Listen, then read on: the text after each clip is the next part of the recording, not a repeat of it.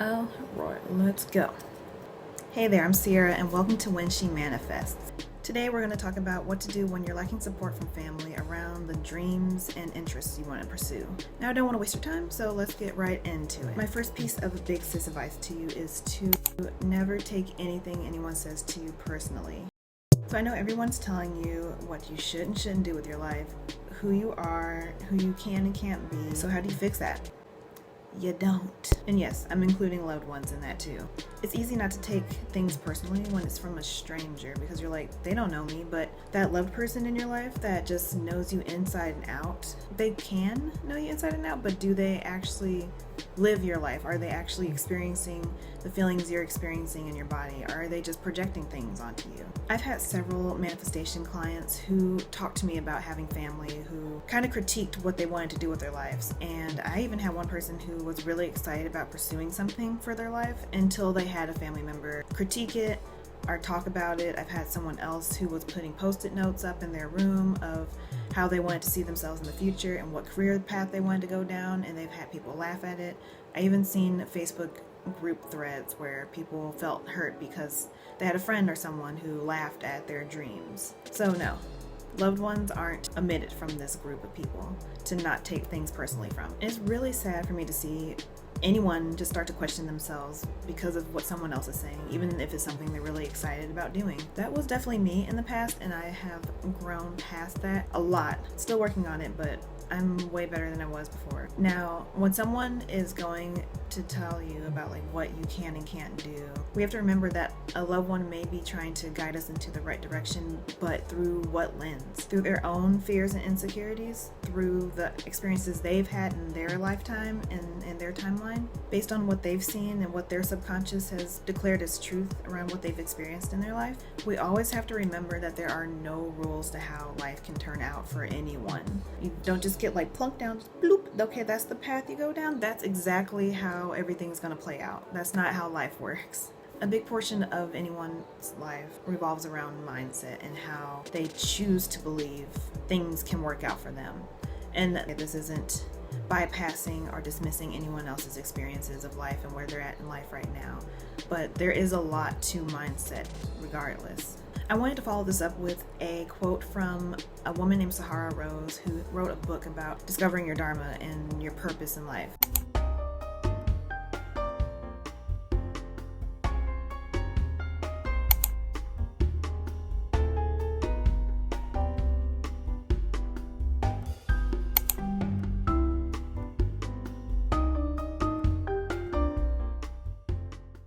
She is, I believe, a first generation immigrant, and she talked about something I can't talk about because I'm not an immigrant of any sort, but she did talk about how she wanted to pursue something that was unconventional, but her family had made such a big sacrifice to get their kids to America to live a life they saw fit and was logically correct for them to succeed in life. Now, I have her book linked down in the description, Discover Your Dharma, but I couldn't find any quotes from the book itself. But I do remember reading about how her father was just saying such vicious, mean things to her, saying that he was going to disown her if she left to go to Bali, I believe, to pursue what she felt a pull towards.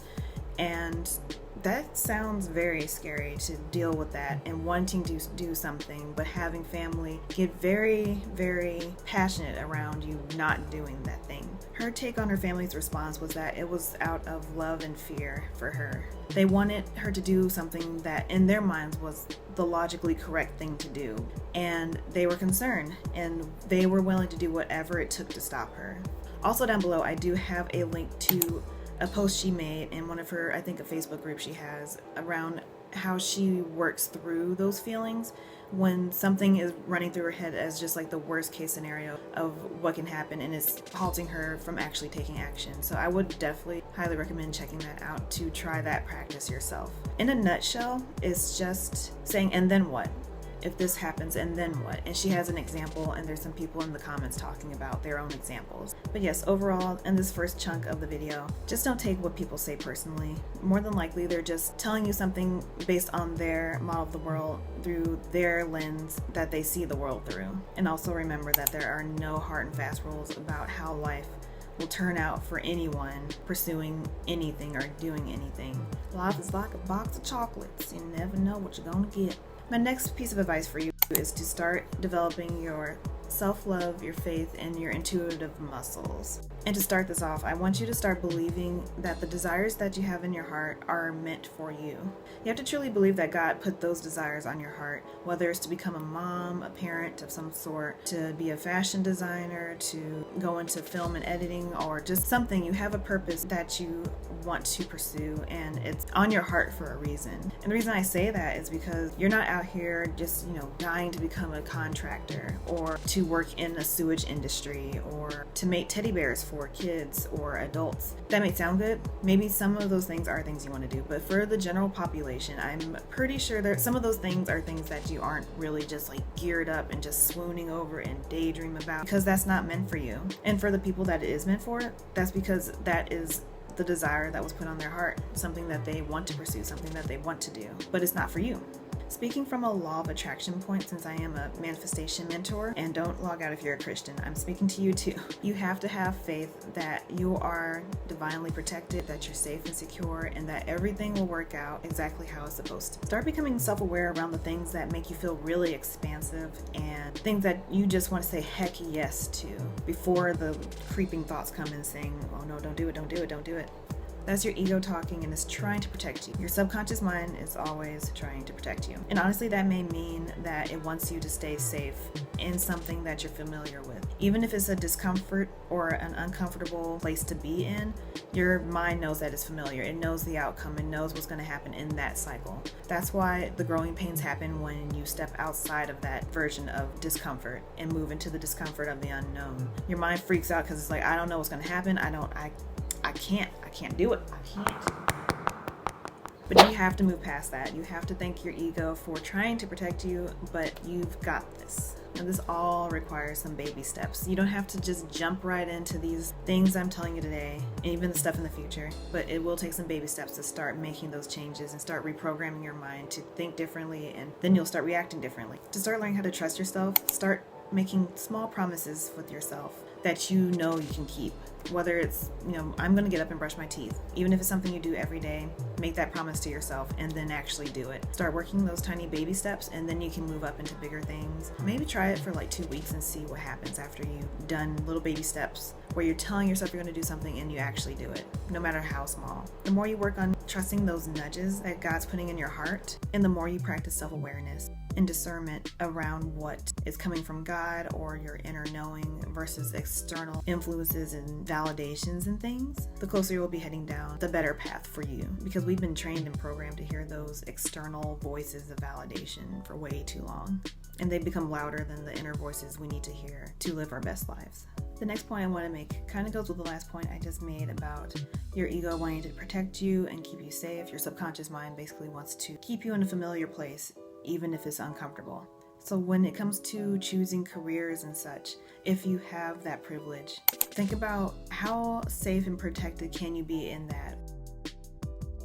When we experienced with 2020, a lot of people lost their jobs. I've seen people on YouTube who were making like 6 figures with what I thought was a secure job, lose their job and everything. So that's kind of scary to just rely on someone else to bring you income, especially if you're not prepared with something like a savings account that will cushion you during a hard time. I bring this up because I know there will be family members who will try to coax you and talk you into doing, a safer career, and that's not always the best option, especially if you choose something that you're being intuitively pulled towards, or like a path period that you're more elated about, more excited about. That will magnetize more, greatness into your life, because people can feel when you're like really digging something versus if you're reluctantly just existing somewhere. That's not going to, pull people towards you. I have a theory around people who become doctors and such when they don't really want to be. They had family maybe who told them, you need to become a doctor, you need to become a doctor. That's secure, that's good money, that's the good option. And if those people aren't passionate about helping people in that sense or in that regard, or if the person doing that career or going down that career path has been down it so long they think, I can't choose something else, I spent way too much time doing this already. You might come across those people who didn't want to really do it in the first place as the doctor sitting in front of you, and they may not be the most warm and passionate and loving person. They may have really bad bedside manners, and so I feel like those could be products of people who didn't even really want the career to begin with. They just either wanted the security, or they have family convince them that that's the best option for them, even though that might not have been what they needed to or wanted to do. And I feel like that's pretty sad. So really weigh your options when someone tells you that this is a better choice because it's more secure, more financially abundant, or what have you. Like I said earlier, nothing in life is set in stone. Anything is possible, anything can happen, especially if you persevere. And I know that sounds cheesy, but I'm so serious when I say perseverance is everything, which comes with the self-trust and the belief that what is meant for you is meant for you. I have seen so many people talk about all of the book rejections, all of the article rejections, all of the rejections they received, period, before they got that final and first yes. It's possible. Like I said, life can take you anywhere. The next point I wanted to make is that when you start growing, you might have friends and family that don't like it. They will get really uncomfortable with you starting to grow out past them. Not saying that you're better than them or anything, but when you start growing and when you start changing and you start shaking up the familiarity that they have known their whole lives, it gets them uncomfortable. Whether they know it or not, there's some people in your life that will not like it. The first time I heard about this concept was when I was listening to a book by Lisa Nichols. She is a super successful personal development woman, and where she came from and where she is now is absolutely astounding. She talks a lot about mindset and success and all that you go through when you make those strides upward. One of the things she talked about were friends and family who get kind of scared that you are succeeding and get uncomfortable with it and are just not supportive or what have you.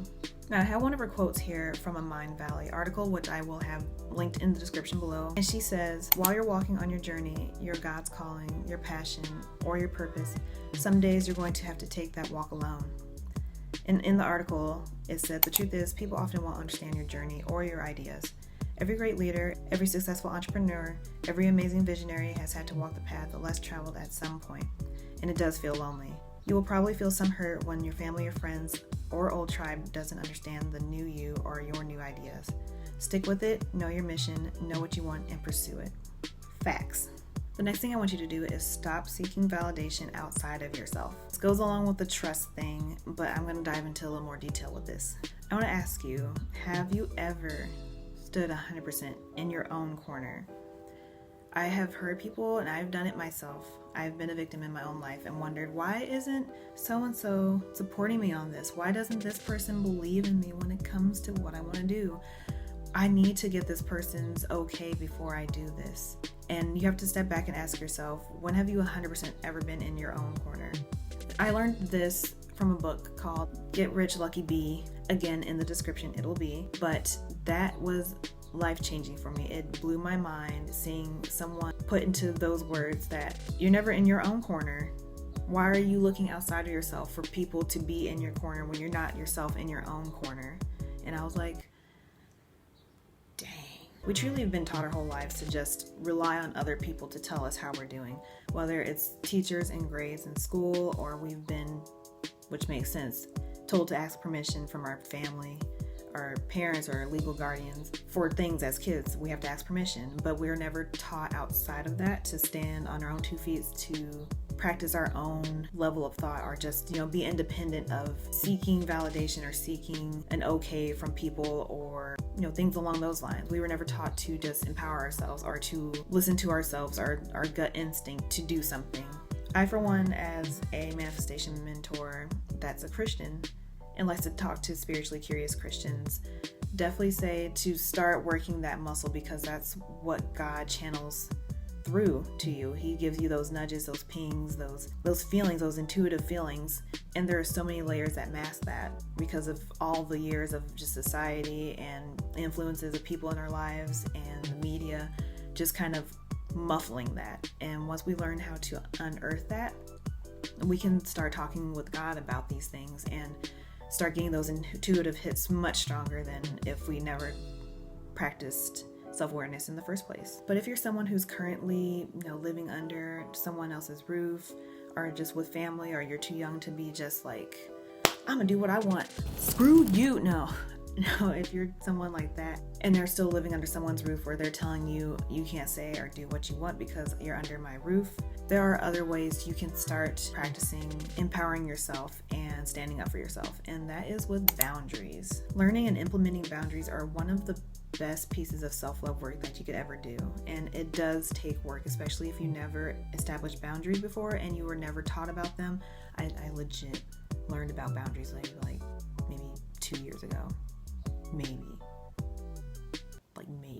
But they do teach you that you matter too. Setting boundaries around things that have to do with your well-being, your physical health, your mental health, your spiritual health, or just your time and respect that you want towards your time and just yourself in general are very important. And to be totally honest, boundaries have never killed anyone. They may hurt people's feelings. They will get in their feelings. You can get in your feelings if someone sets boundaries with you, but it has nothing to do with them. That's what they need. And they're communicating a boundary that they want to set with you, or vice versa. And that has nothing to do with you. It has nothing to do with them, but they may create a narrative in their mind that is something to take personally. And what did we learn earlier? We don't take most things personally from people, even our loved ones. Remember, it's not disrespectful to honor your own well-being and your needs. Even setting boundaries with yourself can be important, whether it's to tell yourself you're not going to scroll social media as soon as you get up in the morning because you want to prioritize your own life and your own well-being by starting the day off with yoga or just with silence or a prayer or devotional, rather than jumping into other people's lives to look at what they're doing and not focusing on your own. Another Lisa Nichols quote goes really well here, and she says, "Mostly the world sees you the way you see yourself." Let me know in the comments if you'd like a separate video all about boundaries and how to work on not feeling guilty or shame when people clap back on the boundaries that you do set. Now, my last piece of advice is a big one. Be gentle with yourself on this whole entire journey and always practice discernment. Take into consideration what people are telling you about yourself or your life or anything, just lightly, because they may be telling you something that you truly do need to take into account, especially if you're putting yourself in an unsafe position. But more often than not, people are just projecting themselves and their fears and their insecurities and their own life experiences and the way they see the world onto you.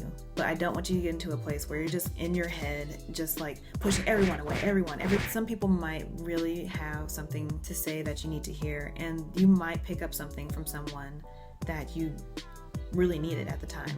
What I can say to you about this is that you can hear people out, and you can read books, you can hear podcasts or what have you, and listen to all sorts of points of views towards anything. But the biggest thing you can do there is just take what serves you and leave the rest behind. Anything that doesn't feel good, anything that doesn't align to what you're thinking, just leave it, just drop it. Question yourself first as to why you're not really feeling what you're hearing, and then let it go if you realized it has nothing to do with you just like having your guards up and it's just something that doesn't align with you. I'm telling you, once you develop more self-awareness in your life, it's a game changer when it comes to learning how to navigate life more in your power. All right, well, that's it for today. Be sure to check the description box for everything I mentioned. And if you're the journaling type, I have a free 60+ Christ-led manifestation journaling prompt list that you can work through. And even if you're not a Christian, they have some pretty powerful questions in there for you to answer and for you to start shifting into a place where you want to show up in your life versus the way you've been showing up in your life that's just led to the cycle of sameness that you're unsatisfied with. Of course, that's in the description box as well. All right, be sure to comment down below any videos you want to see in the future, anything you want to talk about with this video, and I will be sure to respond to every single one of you. Before I end this video, I want to start a practice here on this channel. I want you to comment down below one thing you love about yourself, and I will give you a gold star. Every single person that says something good about themselves, you get a gold star. Okay, I love you. Bye-bye.